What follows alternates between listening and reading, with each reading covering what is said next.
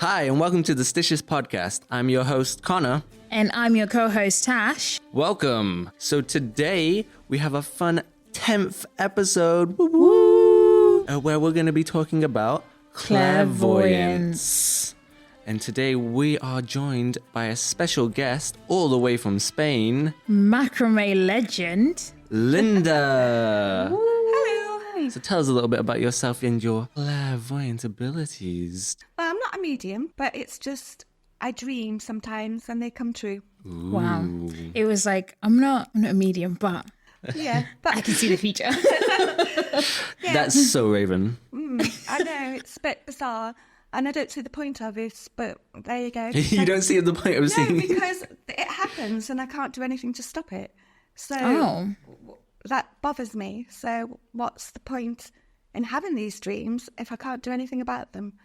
Have you ever tried to do anything about it, I guess? I don't know. I don't actually know who they're going to affect and what's going to happen and where. I mean, the first one I had was, I was probably in my 20s and I dreamt, and I dream a lot, so it's not like I have so many dreams, so they're bound to come true. I dreamt of a funeral, and it was in olden days in a carriage with horses, but I woke up knowing that somebody was going to die that day.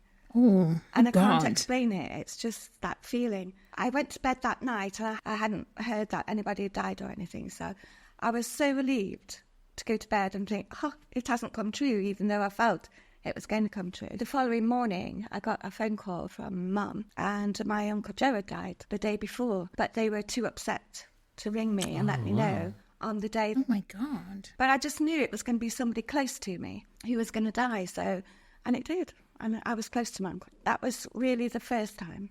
Yeah. Was the horse and carriage like a symbol at all, or was that just complete random? Just It was random, so I don't understand that concept of it. But I just know when I woke up that something was going to happen. so I'm guessing you do believe in clairvoyance. I do, yes, but not all of them are good. Good as in like actual clairvoyance, or good at using the ability? Good at using the ability, I suppose. I mean, there's a lot of people that are spiritual, but they don't use it in a very good way, or they can't summon up information that's good enough to prove anything.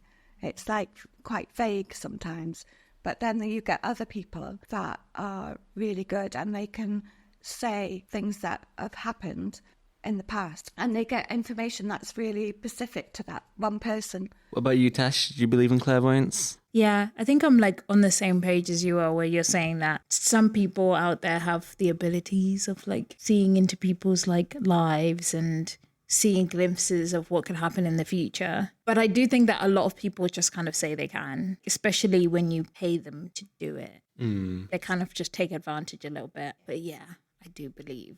Connor, I feel like you're going to be like, no, because you always say no. When I was younger, I definitely didn't believe. I was very skeptical. Why? I don't know. It was maybe my upbringing, because my dad's very scientifical, I guess. Very, Black and white. yeah, most of my family was like that, apart from my mum. But I think watching certain TV shows and then just seeing life has kind of made me feel more, there's a possibility. I wouldn't say I 100% believe, but some things that people say just seem a bit too unbelievable. Because there is that show, The Mentalist, where the guy, he used to be a psychic, but he was actually a mentalist and he's just really good at reading people. Yeah. I feel like a lot of clairvoyants and psychics are just like that, where they have this uncanny ability to like guess accurately and then are able to read your tone by what they're saying and lead you to where they want to go as well. But then I do want to believe that there is people out there that can do it, and I do think there is, but I don't think it's many. It's kind of interesting that you did the opposite, because usually most people believe when they're younger, and then when they grow and experience life, they're like, no.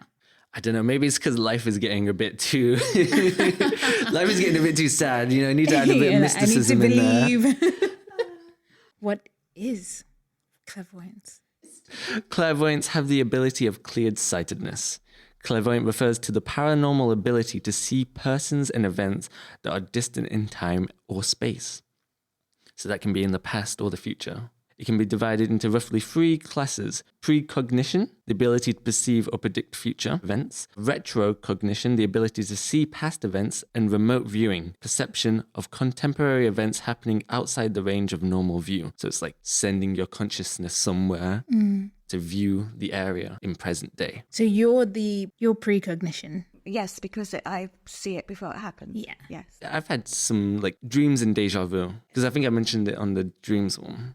But deja vu is definitely different to what I experience anyway. Yours seemed more like a vision than deja vu. Isn't like deja vu when your eyes... Well, this is like a scientific explanation. I don't know if it's true. Apparently, your eyes process something faster than your brain's had time.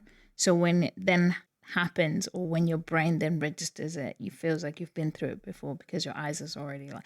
I don't know if that was someone just lying to me, or I've never I heard read that. it somewhere. Yeah, I've never heard that.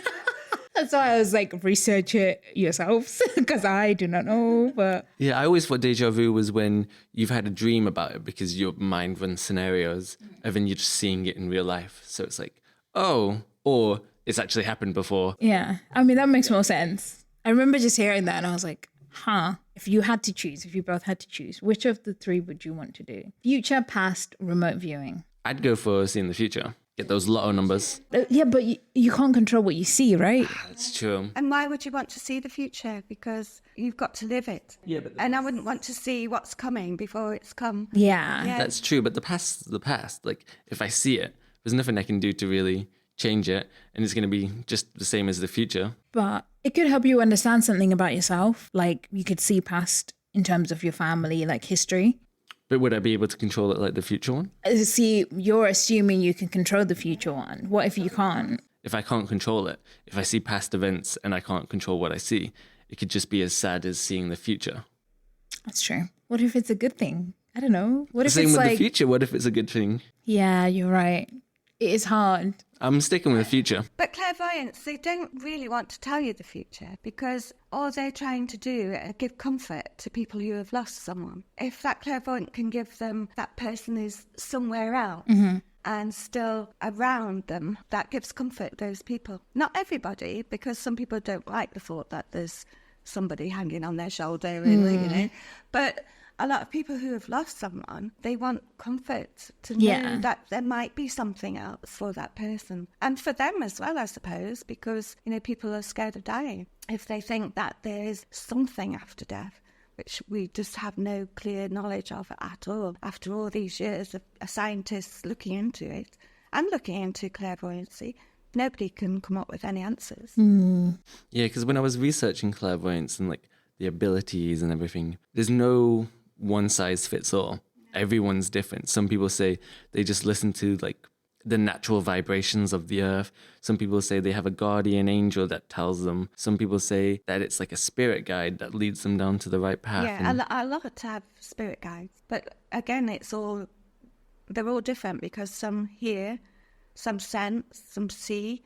So every clairvoyant sees something different or feels, it's bizarre. I guess it could also be your way, like the way of your brain to interpret it as well. So maybe it's not all spirit guides, but it's like your brain forming it to explain the ability. So in Umbrella Academy, there's a guy who has the ability to talk to the dead, and his brother dies and he starts to see him. And that gives him comfort. Yeah, it's kind of like his moral compass as well. And helps him to actually use his abilities properly. So the idea of clairvoyance appears in Jainism. So that's one of the oldest religions originating in India. And clairvoyancy is regarded as one of the 5 kinds of knowledge. The beings of hell and heaven are said to possess clairvoyance by birth. And this is what gains them the ability to see The beings of hell and heaven. hell So and like heaven. what, demons and angels? Yeah. So some of them could be giving you false information. Some of them could be giving you good information. It doesn't say that, but that's my assumption if it's heaven and hell. Oh no, that's kind of scary. Maybe that's why there's people like, because I was reading some, and there's one person that helped the cops, and they said to the family, like the kid got kidnapped. The clairvoyant said to the family, he's dead. And she died thinking that her child was dead, only for like, well, it was 2 years. It was quite a while later. He was alive. What? Yeah. So That's she died awful. thinking her child was dead, but he was alive. I would be so mad. I mean, she's gone, but still, if I was the rest of the family, I would be like, you, clairvoyance, I'm coming for you specifically. But they don't always get it right. No, they don't. No. So people like to believe in what they want to believe, the bits that they're given.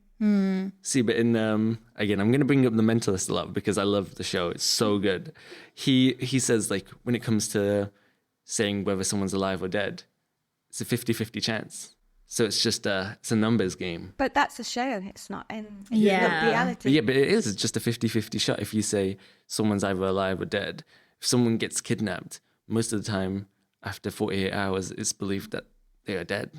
Types of clairvoyance have appeared quite a lot through history. So back in the day, they used to be called oracles or soothsayers. But oracles were a little bit different because it was said that oracles were messengers from the gods. So it was like the gods were speaking through them, while soothsayers, they interpreted natural signs as omens, and they used methods of divination to foresee future events or to answer specific questions. What does that mean? So they had like these different methods. So Greeks, they would sacrifice the animal and get out its entrails. And then by reading it through different colors, sizes, it would be able to help answer the question.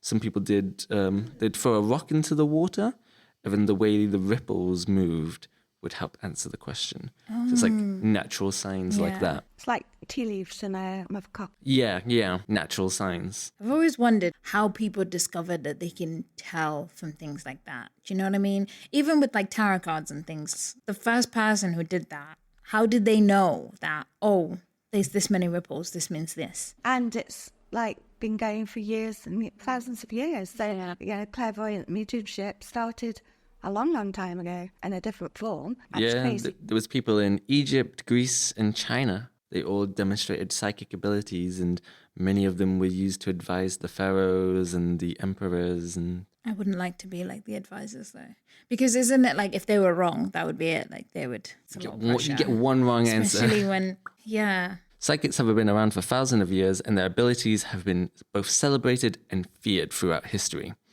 The earliest known records of psychic abilities come from the ancient civilizations like Egypt, Greece, and China.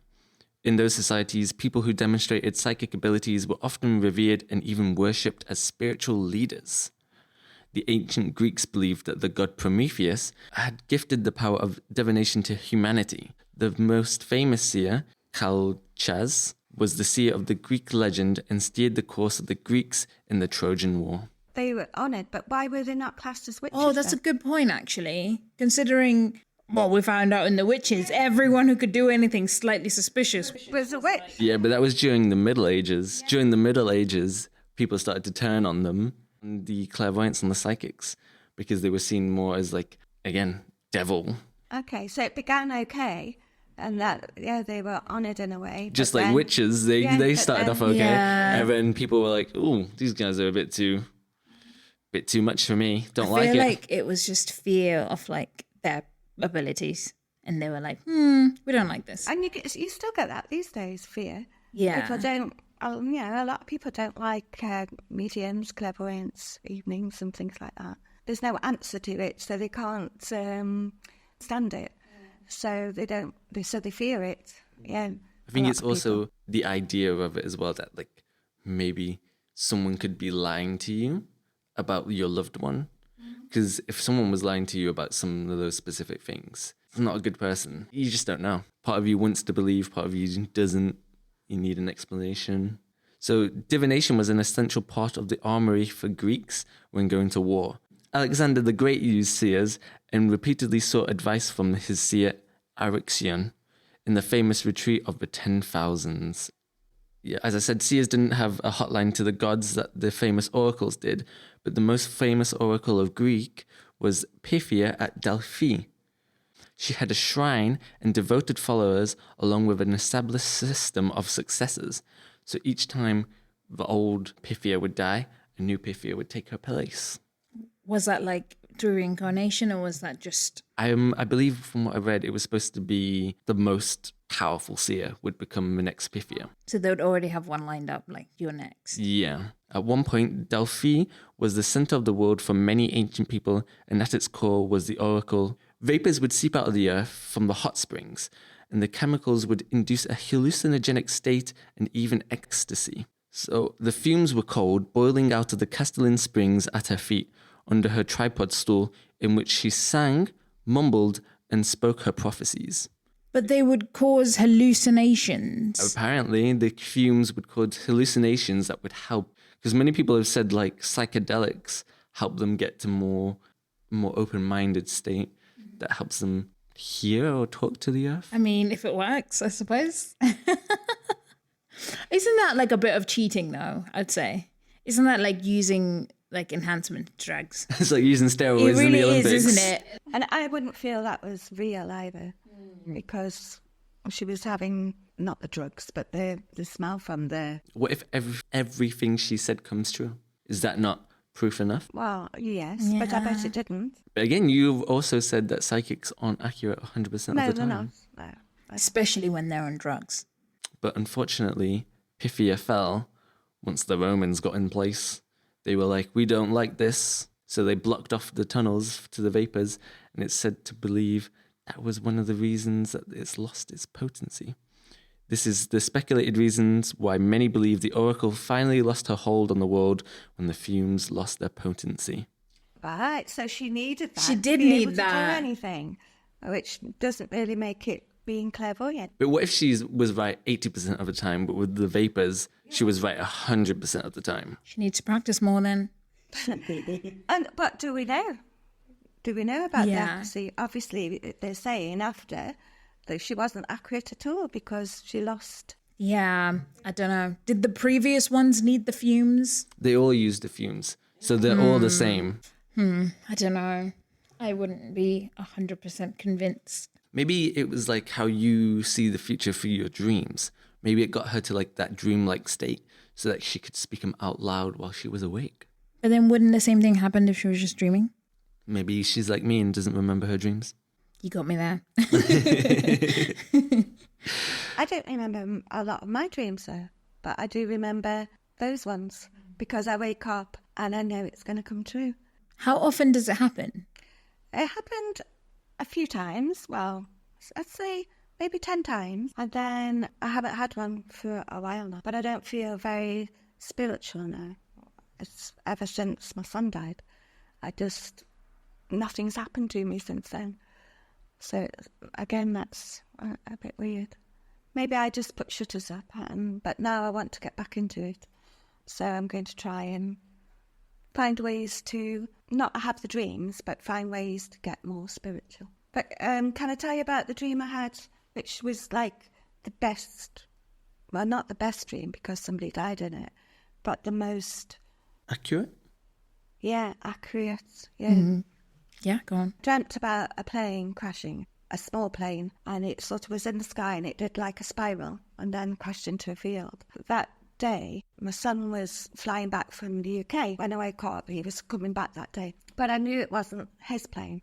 I wasn't worried because I just knew it wasn't his plane. I spoke to my daughter about it to tell her about the dream because I felt if it did come true and then afterwards I say, oh, I dreamt about that. But I told her all about it before I heard anything. 2 days later, this man came in to the cafe which we had and he said, could you tell me where the place was, where the plane came down? And I said, what plane? And he said, well, my friend was flying one of these little planes and it's come down somewhere and he died. Mm-hmm. And so I tried to explain, maybe go to like the police station and they should be able to help. Anyway, he came back later that day and we got talking to him. Yeah, it was just like my dream.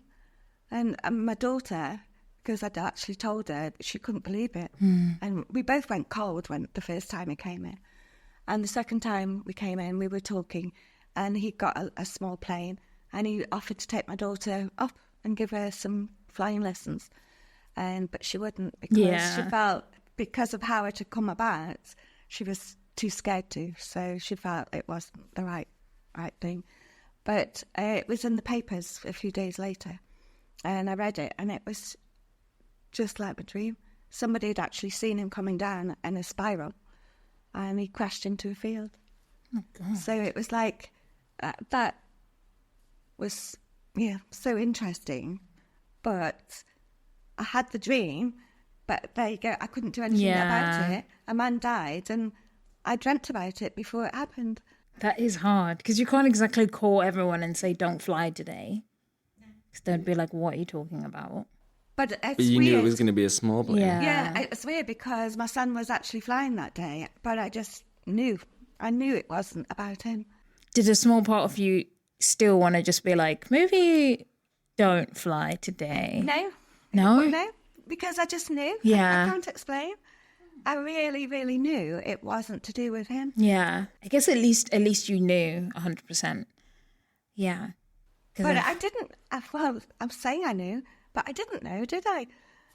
You know, I didn't know for definite, but I did appear in my head. Yeah. I did. Spooky. Yeah, that's made my heart go weird. Definitely spooky. But I had another one which was stupid because we were again, it was to do with planes. We were flying the next day, so it was the night before we were flying, and I had this dream about this woman, and she came at me through a window, and I got to see her face, but I woke up screaming. How do you mean she came at you through a window? Like flying through a window, or? Yeah, it's just like she came closer and closer to a window and then came through the window. Smashing it, or just like zoom? No, just zoomed in. Yeah. And so I got a really good look at her. But I woke up screaming because it scared me. That day we went to the airport, and I think I was with my husband and my daughter. Anyway, I saw the woman. I saw her with a pushchair, and she was, and it was like, I was terrified. I didn't like flying anyway. But when I saw her, and it was her, and I'd never seen her before. Yeah. Ever, and I had to find out where she was flying to. So I found out that she was going on our flight. Oh, no. Oh, my no. goodness. I was saying, I can't go. I Yeah. can't fly. I really can't fly. And I was in a total panic. I knew that if I didn't fly, we'd have to buy new flights. And it was like a lot of money and all this. So my husband said, don't be so silly. Come on, get in the queue, blah, blah. And I was in the queue, but my heart was pounding. So we get on the plane. And we were the last ones on because I literally had to be forced on this plane. And my daughter ended up sitting next to the woman. Oh my God. Don't stop. Oh. So the whole flight, I was crying because I just felt something was going to happen on the flight. Did anything happen? And nothing happened. And my daughter had a really good, nice conversation with the woman, and the people were really nice to her and everything. So what was all that about? I'd never seen this woman before. She's at the airport and my daughter ends up sitting next to her. What's it about? I don't know, maybe she had a car crash going home. Not that I'm hoping for it. Maybe it was just her coming into your life. I don't know, because she just kind of came at you and then... Yeah. I don't know, because it's so rare to even like see people's faces clearly in dreams anyway, let alone to then see that person walking around in the street and then sit next to them on a plane. Oh, I mean, I can't believe you went on the plane. It was very difficult. Honestly, it was so difficult for me to get on. Yeah. Yeah, and I was with Martin's mum, and she said, "What's wrong, Mother? What's wrong?" No, what's wrong?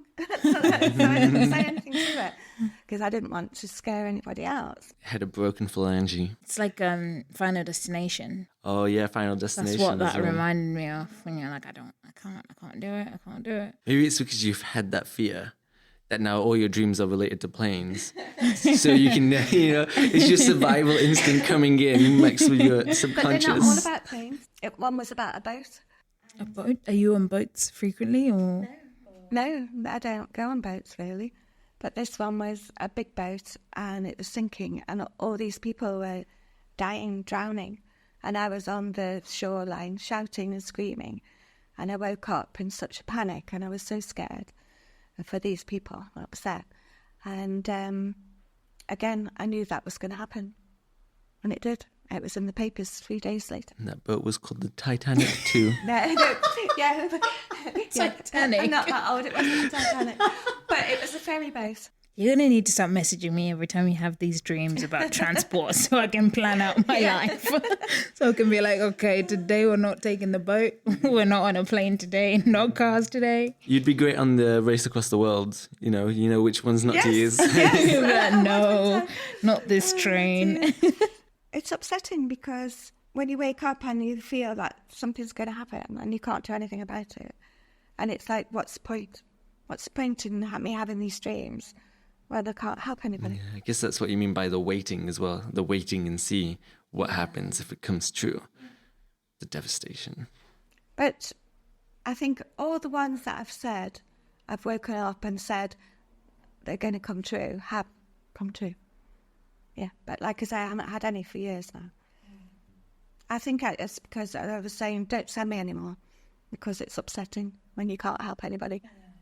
You've also experienced some clairvoyance nights where a clairvoyant has come in to a room full of people and has picked people out and been like, I can see your granddad, I can see your... Yeah, and we've been to lots of those. Yeah. And one particular one, she kept saying things to me about Irish blood and leprechauns dancing on my head. And granddad, or my great-granddad, was a drinker, and he was in the Orange Order. And I just kept saying, no, that's not me. You've got it all wrong there. And she got really cross with me because she obviously could see it and I wasn't accepting it.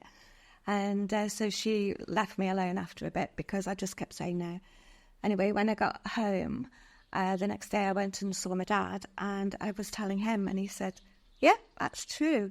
My granddad, or my great-granddad, was in the Orange Order, lived in Ireland, and so I have got Irish blood in me, but I never knew to that day. See, it's stuff like this that makes me think clairvoyance could be real, because you didn't even know it. How does she know something that you don't even know? But, a lot of these clairvoyant nights, a lot of people are the same people that go to lots of them, because they're really interested. And they tend to pick out the same person.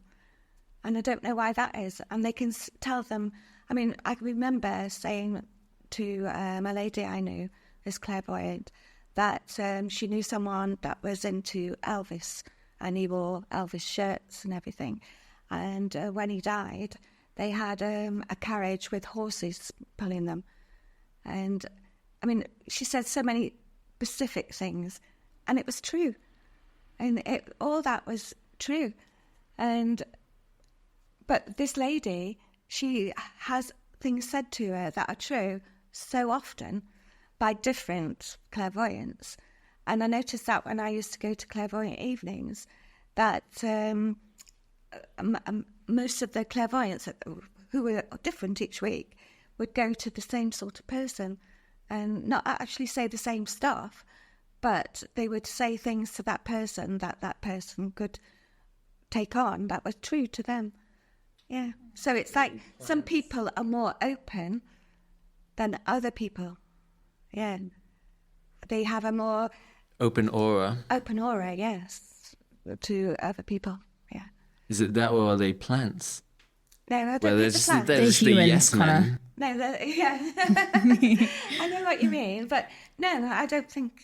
No, that's just my skepticism coming out, it's fine as well, because I think of things like that. But I think I doubted it, but then, no, these people have come from England, and they probably first time that they've been to Spain. So they would not have met those people before, Wow. I really want to go to because I think I've only ever been once, and that was when I was really young and my mom took me. But I don't remember anything that happened. So I really want to go as an adult and see what's going on. Yeah, I kind of want to get singled out. You normally don't want to in a show, but with this one I do. Yeah, you want to be told everything. I feel like they wouldn't get much from me though. Closed off. Your aura? I don't know. I feel like my aura is open, but I don't know. I just feel like they'd just be like, Yeah, because people say each person has like a specific coloured aura. What do you think your aura colour is? Green. Yeah. Purple. purple. Purple. I was going to go with like a pink or like a purple. Purple. What about you, Tash? I don't know. I'm not getting anything. I see more like a blue, like a deep blue. Deep blue. Deep blue. Okay. What would you say yours is? I think mine... I think yours is bright. It's a bright I colour. think it's like a copper, like an orange yellow. Yeah, I'd say I was going that to say as well. orange. Yeah. Maybe I've got the gift. I've got everyone. I've got you down. I can see it, you guys. I'm feeling it. It's coming. I used to have an open circle at the cafe, and this lady who was a medium used to come in and take it, and there would be about 6 people there, and she'd do exercises, and it was a way of enhancing your spiritualness. It was really good, really interesting, because you'd look at someone and you'd have to think about that person, then say something about that person that maybe has happened to them or how they're feeling or something on those lines, and people would be able to do it. So don't ask me how, but yeah, because you're sensing into how somebody's feeling and their aura and how they're talking and even how they're holding themselves, and you were able to sense. But also another one was where you had a headband on, and then you'd have a load of headbands in your lap and you pick one out, and then you had to feel it and say what colour it was and if it was patterned or what kind of patterns it was. And that was, again, a sensual one, a feeling one. And Did you guess right? Yeah, could do it. So exercises can bring out something in you, and obviously meditation, and then you bring someone near to you that has obviously passed or whatever, and try talking to them. And So do you believe like anyone can become a clairvoyant? Just through like training, of course. no, I think you have to have something. Maybe it's an openness within you or an acceptance within you, and then you could. But I mean, I think if you didn't believe and you were closed off to it all, then I don't think that you would ever get there. But I think if you were accepting of things and believing it, then maybe. What about you, Tash? Do you think anyone can become a clairvoyant? You No. don't? Well, I feel like people can tell stuff about themselves, but not about other people if you train. Yeah. Yeah.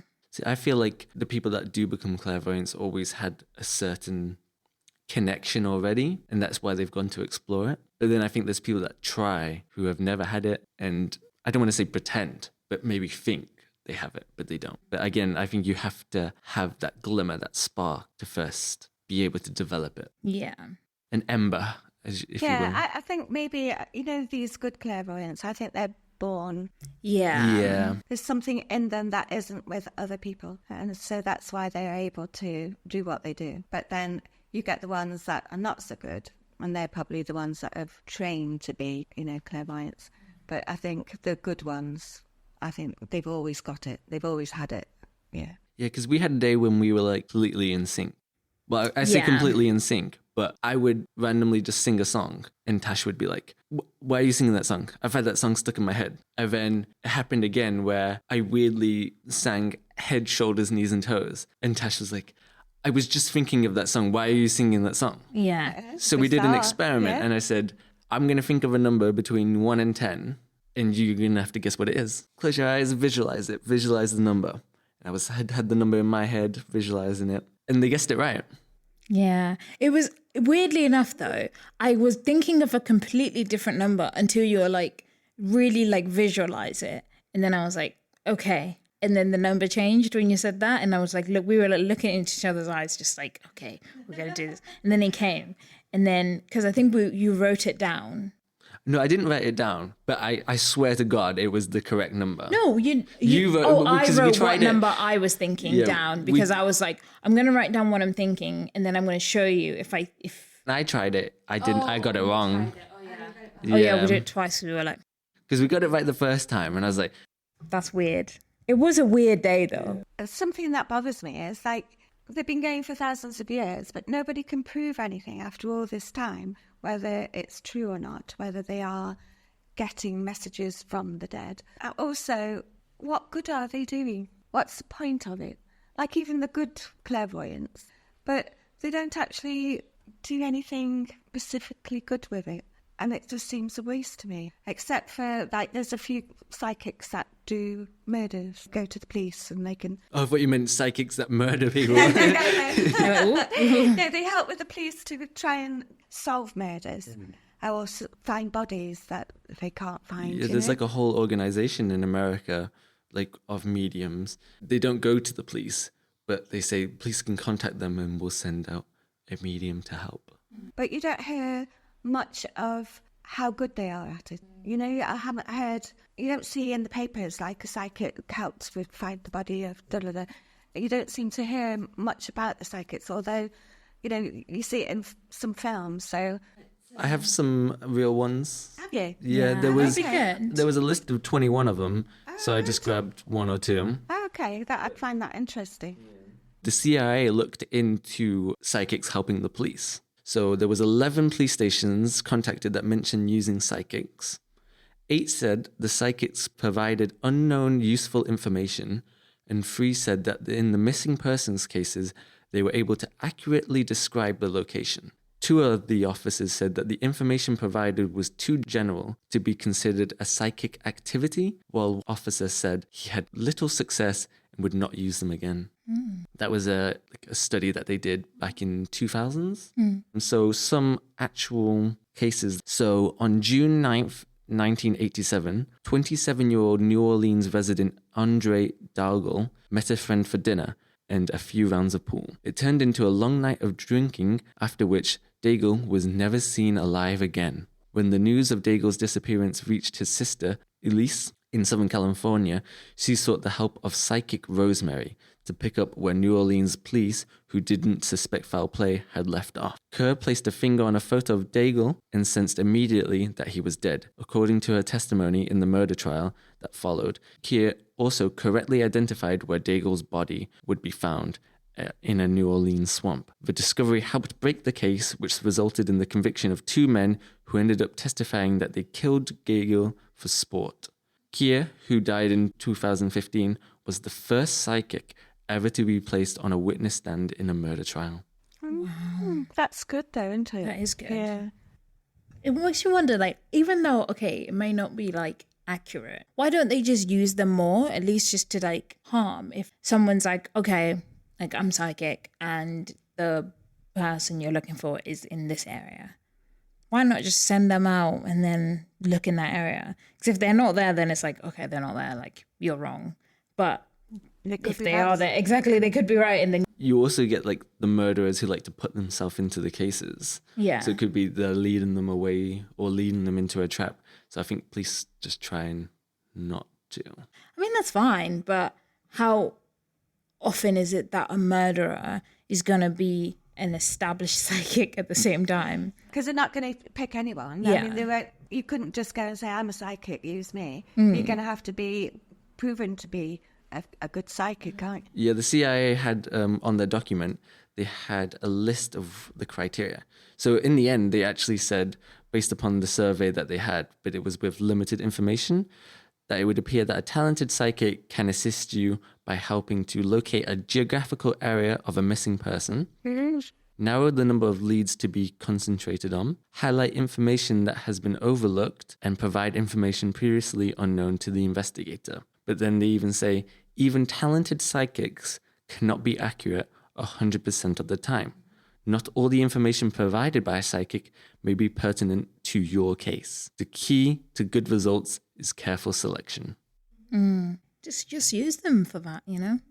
Take it with a pinch of salt. Yeah, because even if they might be wrong, with the suspects thing, I think that's even better because they'll be really good at reading people. Yeah, so because that's what the mentalist does. Yeah. He's good at reading people. So he sees like the little ticks, the little things. He can read the body language, so he knows. So if that's what psychics do, well, I'm afraid to say they're going to be better than the cops at doing it, aren't they? Oh, yeah. It must be good to be able to read people like that. I know, right? I feel like I'm terrible at reading people. I just think everybody's nice and they're not. On one of the shows that we worked on, it was all about like ghosts and stuff. And one of the people that's on the show is a psychic priest.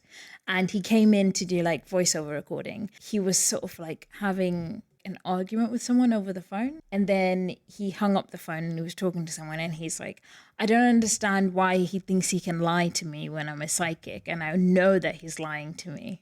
And I was like, oh my goodness, like what is going on? Literally, I was like, what? I was like, that would be quite interesting because you'd know immediately, like this person is lying to me. And you just say like, well, what's the point?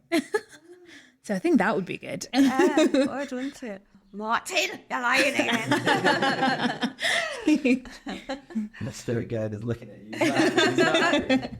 you. Oh, dear. So there's another case. So on May 15th, 1986, Dora and Jake Cohen, both 72, were shot and killed in their upstate New York home. Their grandson, James Mariani, became the prime suspect, and it was believed he had two accomplices, Keith and Robert, with whom Mariana had previously served time with in prison. 2 years after the alibis of these men checked out, psychic Noreen Rayner was brought in by law enforcement at the behest of the Cohen family. Working with a police hypnotist, Rayner revealed that the couple knew the killer and that there were 3 people involved. Law enforcement then arranged a photo lineup that included Marianne, Snare, and Skinner, the 3 men previously thought to be responsible for the killings, along with men who could not possibly have been connected with the shooting, in which Noreen conducted with her eyes closed. Placing her hands on the photos, she identified Mariani, Snare, and Skinner. This led to a re-examination of their alibis, which it turned out did not hold up. All 3 were convicted of murder and are serving prison sentences. Interesting. Right? So it wasn't until, they thought their alibis checked out, and it wasn't until she said, I don't think it does. Plus, to pick out the 3, depending on how many you had in the lineup, if you had 5 and you say, pick 3 of them, good odds. Might have had six, so it's 50-50. Still, 50-50 in like a murder thing is And it led to them actually finding the murderers. Statistics or suspicion.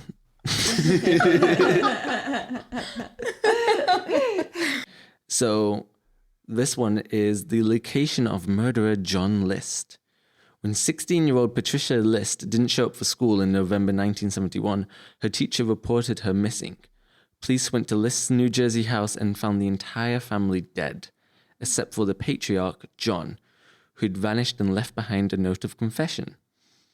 List somehow eluded law enforcement for nearly 2 decades before Detective Jeffrey, who worked the case, sought the assistance of psychic Elizabeth Lerner.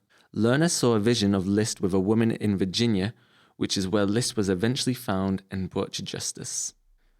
America is big. America's huge. Just say the state. Yeah. They should bring them in for the world's most wanted list. They should bring psychics and mediums into where you at? Where are they? Help us find them, Yeah, because one of the CIA experiments, it said they were really good at the remote viewing, but it was later kind of debunked, but I'll get into that. See, that's what I would choose. Remote viewing. Yeah, if I could. Because all you could do is go to locations. Yeah. You need the photo as well. Yeah, that's fun. The photo of a location. Google exists as Google Maps. And go anywhere. So some famous, clairvoyants or people who could see the future were, so there's Nostradamus, who published a book back in 1555 and claimed to predict numerous future events through poems. So what did he predict, you may ask? He foretold the Great Fire of London that took place in 1666, the French Revolution, the Louis Pasteur's work as the godfather of vaccines, the rise of Adolf Hitler, the bombing of Hiroshima, JFK's assassination, and September 11th, to name a few. That's a lot. That's a lot that came true. Lot. Considering he made the book in 1555. These are things that happened all the way up to 2001. Wow. So he predicted September the 11th? Apparently. And JFK. I would start at that point it's a bit late. It's probably gone. But That's crazy. Is there still more stuff that hasn't happened yet? I don't know. Because the book can only be so long. Yeah. I haven't seen the book. I just found a list of psychics from back in the day. Can you buy the book? We should buy the book and have a little read. But didn't somebody predict the end of the world? 2012. That was the Mayan calendar. So apparently people thought the world was going to end because the Mayan calendar was so accurate. What's the Mayan calendar? So do you know the ancient civilization, the Mayans? So they had a calendar that they made. And it finished. Yeah, so from back in, like, I can't remember when, but ancient times. And the calendar was so accurate that it only went up to 2012. So people thought, it's weird that it ends in 2012. They thought the world was going to end. And it didn't. We're still here. Or did it? So Daniel Home, another psychic, made his name by healing the sick and communicating with the dead families and friends of his clients. Healing the sick. Yeah, there's How? people who say they've got like psychic healers. So there's a person who had like a blocked chakra who said, oh, that's going to cause you heart problems in the future. So they cleanse it. Have you never heard of healers? I didn't know it was like a real thing. Yeah? Yeah, they heal your chakras or something, right? They're like Spiritualist Church. They all have healers and they all do healing. Have you never seen My Name is Earl with the faith healer kid? And he goes, rise and God's little finger says heal. No, but I know Lil Gideon. Little Gideon. Was he a faith healer? I don't know, but he did some kind of healing, I think. I don't really remember that well. Okay, interesting. Yeah, there's loads of faith healers that heal through God, who feel through transferring their energies. I know they're like people, the God ones. You know, the priests or pastors that heal people. Yeah, but no, a lot of spiritualist people can be interesting. Yeah. That's the one I'd want. But I used to do it on my children. You would heal them? It was when I was going to the open circle and trying to get my spiritual side up. When they went to bed, I'd do something and just put my hands over their body. And they felt something. They felt heat. And I'm not saying I'm not a healer, so...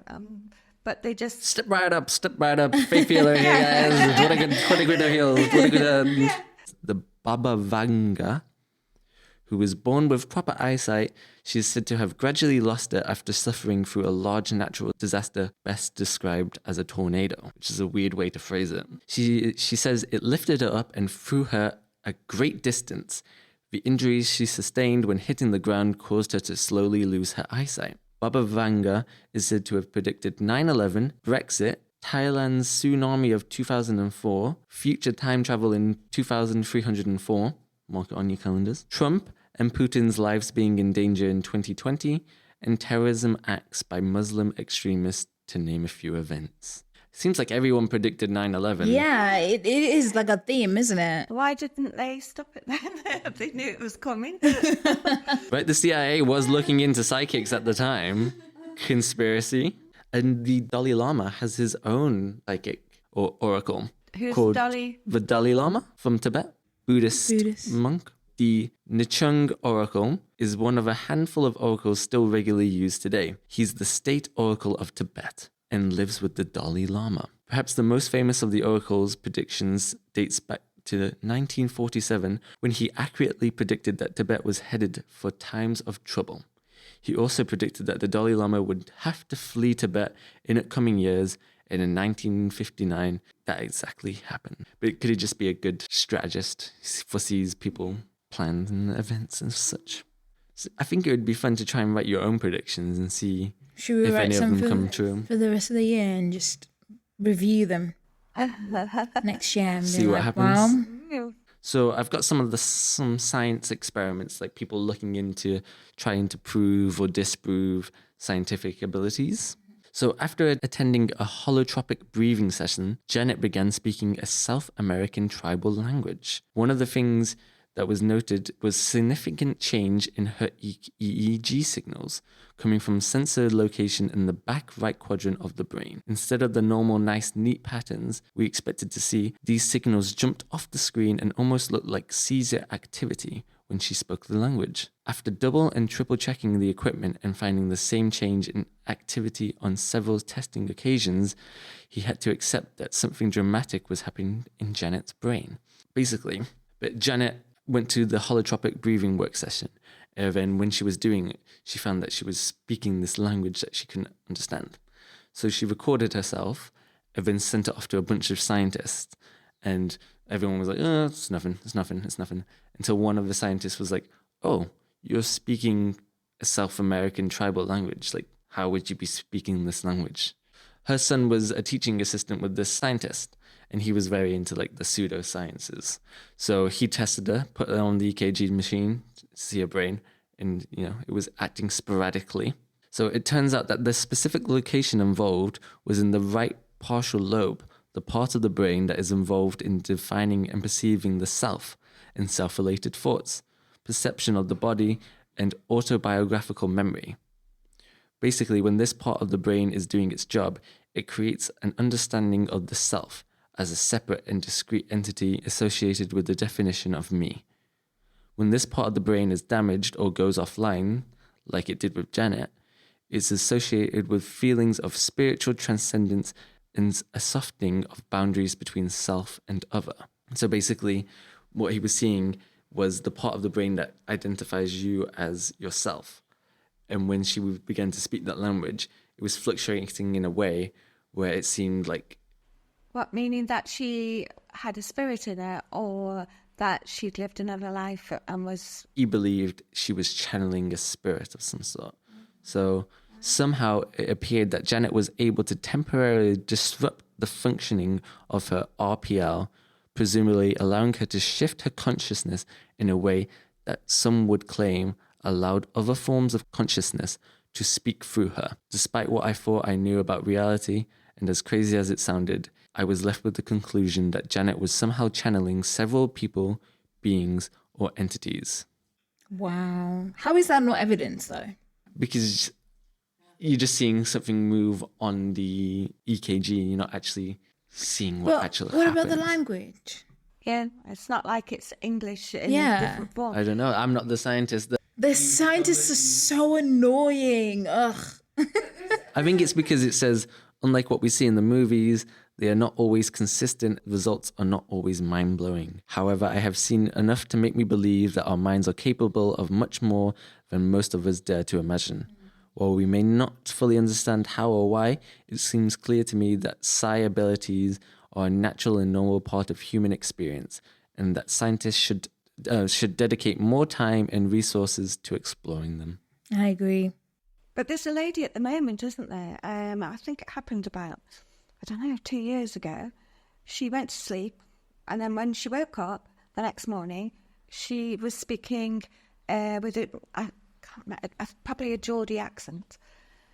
And Yeah, there's been quite a few people like that. Yeah, and she'd never spoke like that before. She went to bed speaking wherever she lives, but the following morning she got this really strong accent, and she hasn't been able to get rid of it.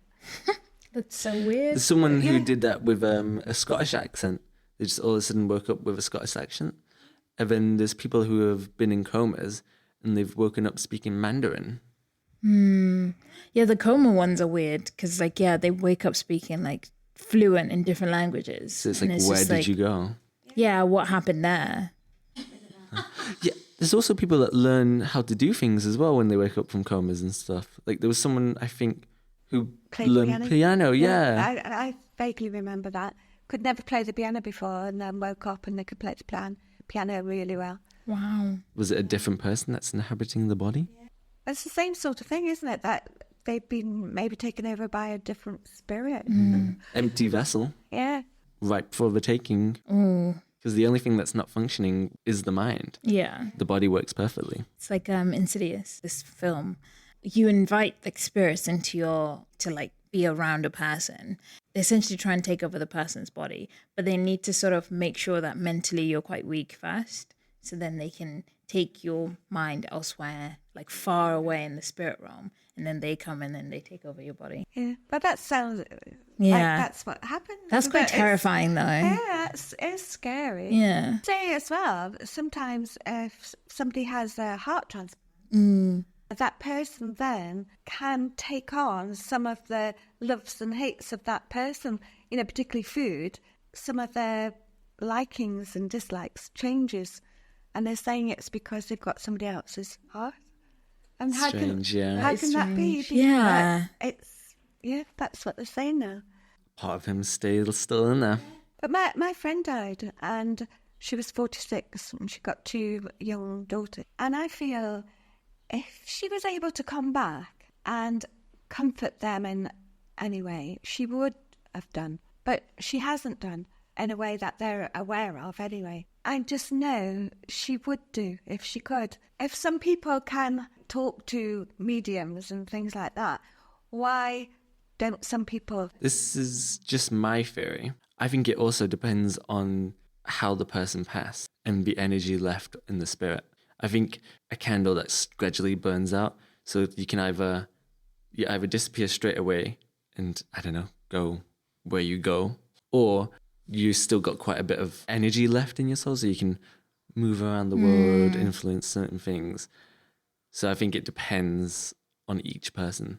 Yeah, I think so as well. If there's something tying you to be like that, I think that's when there's like that linger. But I don't think like the spirit has a choice in it. I think it's just sort of, You get what you get, and that's yeah, what exactly. It might be like, okay, here for a while, and then people feel like the presence, or like people say they like see stuff that's happening. So this is the CIA's research into psychics. So they worked with scientists and researchers to investigate whether certain people could see locations and objects around the world without actually being there. This ability is known as remote viewing. So the conclusion was that enough accurate remote viewing experiences existed to defy randomness, but that the phenomenon was too unreliable and inconsistent to be useful for the intelligence purposes.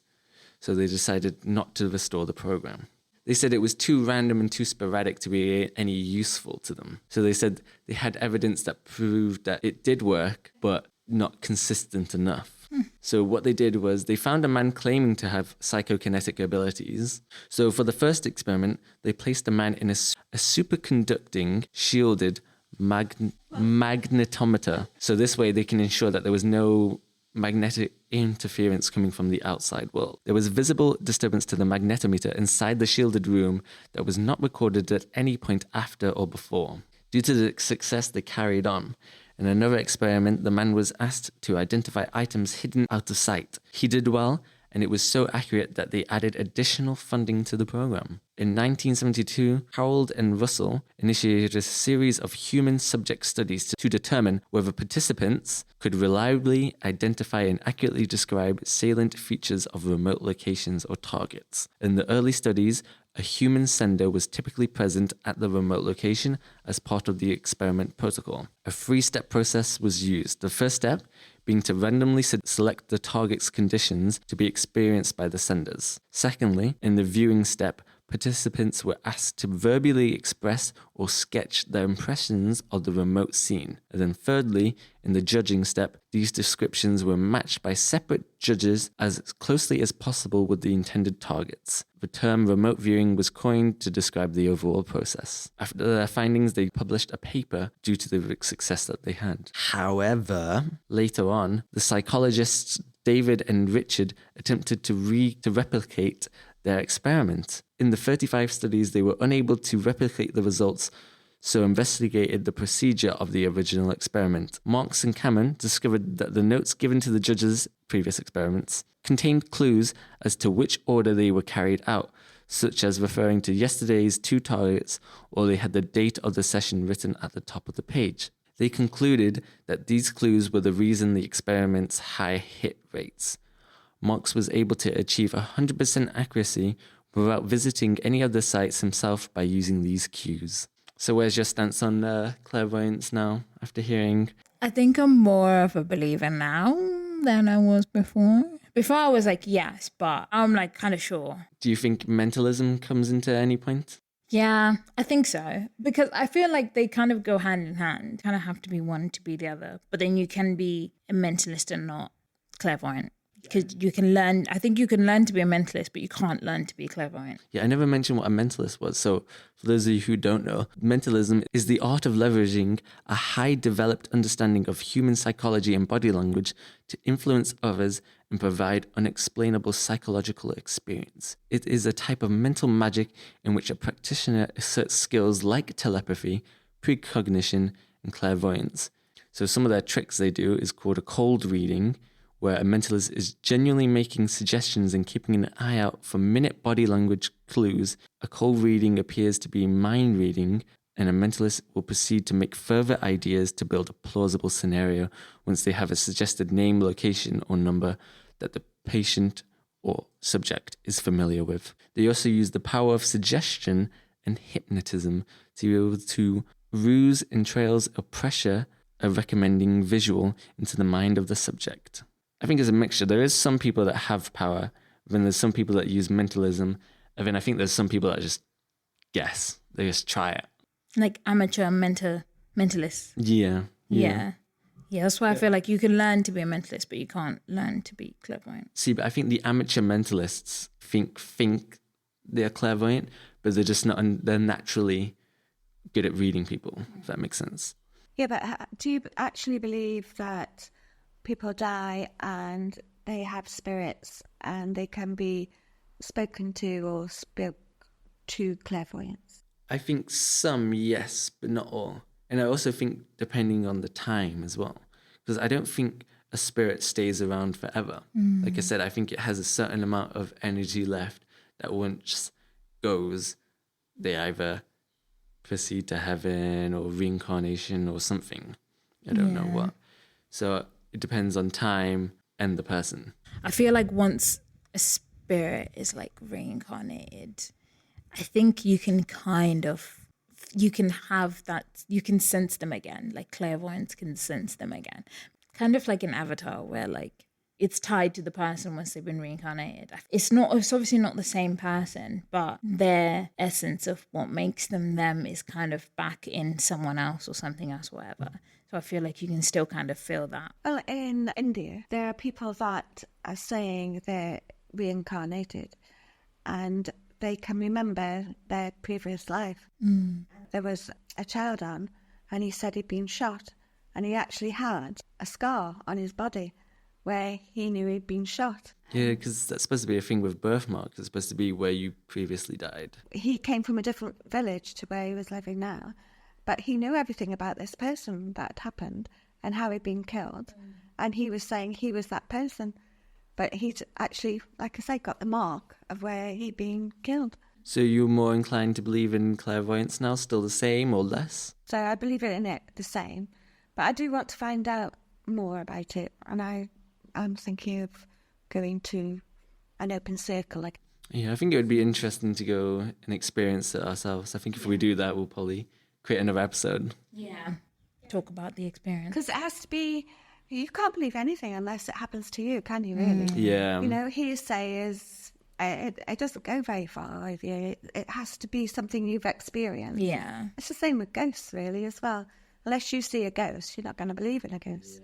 Yeah, I'm still skeptical about clairvoyance. I do believe in them, but I'm always cautious depending on the person. That's fair. I mean, I feel like you should always be cautious. You don't want to like get manipulated. Yeah, it's, as the CIA say, they're never 100% right. Yeah, thank you for listening to another episode of the Stitches podcast. If you like this episode, go back and check out our previous ones where we talk about vampires, mermaids. And also check out our social media pages. It is at Stitches Podcast for most of them, or at Stitches_podcast. And that's on Instagram, Facebook, YouTube, TikTok. Check us out. Go have a look. And we'll see you next time.